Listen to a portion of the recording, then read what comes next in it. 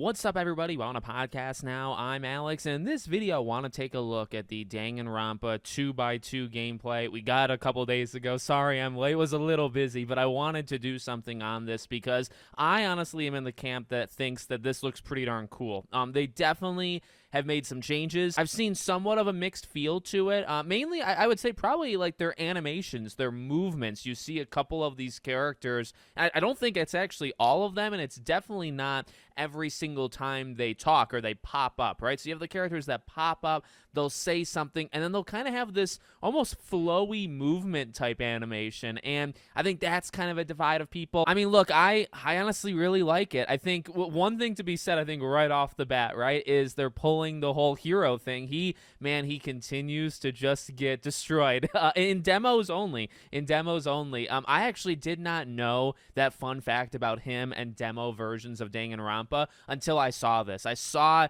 his death, and I was like, wait a second, what the F is going on? And I looked it up, and if you didn't know, and maybe some people didn't, so this is just something that they've done kind of for fun, I believe, every single time. Danganronpa 1, this one, and I think 3 as well, all had a demo version, which is what people that were at this event were able to play, and we see about 6 minutes of it. We don't see the entire thing. I think some of it's cut out, but he's always the victim no matter what, which, by the way, I really like because things are kind of completely out of whack.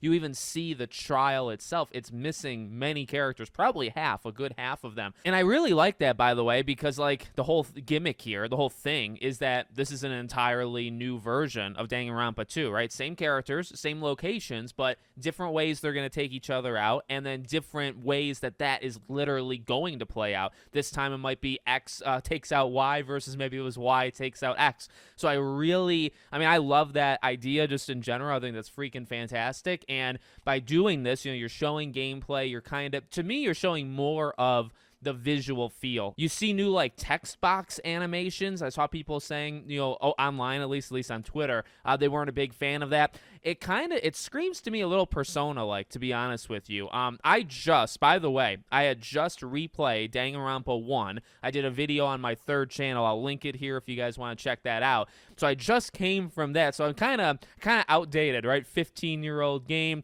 The things are probably the most basic that they, were, and then they upgraded it a little bit with 2 and 3. So like for me, jumping from in real time playing 1 and then jumping now to seeing this, it is quite a leap. And look, like characters, some of them look a little bit different. I saw the Horn complaint that her horn is a little bit downsized in this one. I don't think it's too big of a deal. Call me maybe just a consumer, but so far I'm really liking it. I'm liking the visuals. I actually do like I was saying earlier, like the little movement thing they got going on. It makes it a bit more dynamic. The trials, like that does look a little bit different. I don't think it looks off in any way. To be honest with you, the way I'm looking at it is like if you made Danganronpa 2 now, right? 2025, 2026, how would it look? Like the flair and the energy and the movement and the pop-ups, how words kind of flow, say like in trials, right? How words are kind of bouncing around.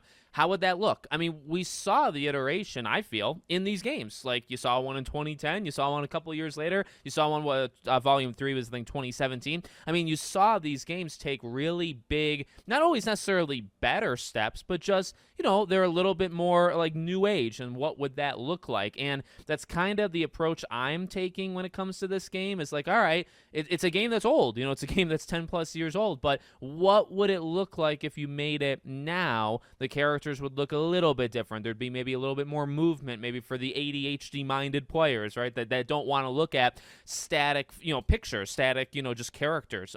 What would that look like now? So I'm in. I think, honestly, it looks fantastic. I'm so freaking excited. There's already things that are a little bit different. Again, you talk about like a new trials or new situations that are going to kind of play out in trials. I mean, you are countering people that you've never countered before in Danganronpa 2, right? People that are just always like pinpoint accurate. Now you're countering them. I think the very first freaking thing you do in this is you counter. So that is really, to me, that's really, really cool. I'm really excited to see how it is. And I'm also looking at it like, if I'm not a big fan of a trial or how a character does something or whatever, you have the original. And the original is actually packaged packaged in with it, right? So maybe you don't like the second 2 in the 2x2, or maybe you don't like the first one and you like the second one better. That's kind of my mindset, at least when looking at this. So I'll be continuing to cover it a ton. I can't freaking wait. I'm going to be replaying Danganronpa 2 right before this, so I'll have it all in my memory, and I'm sure I'll make lots of videos on this as we get closer. So subscribe to my third channel if you want that Danganronpa 1 content. I'll put 2 content over there as well, but we'll be covering this specifically, 2x2. That'll be right here on Podcast Now, okay? Thank you for watching, and I'll see you all on the next one.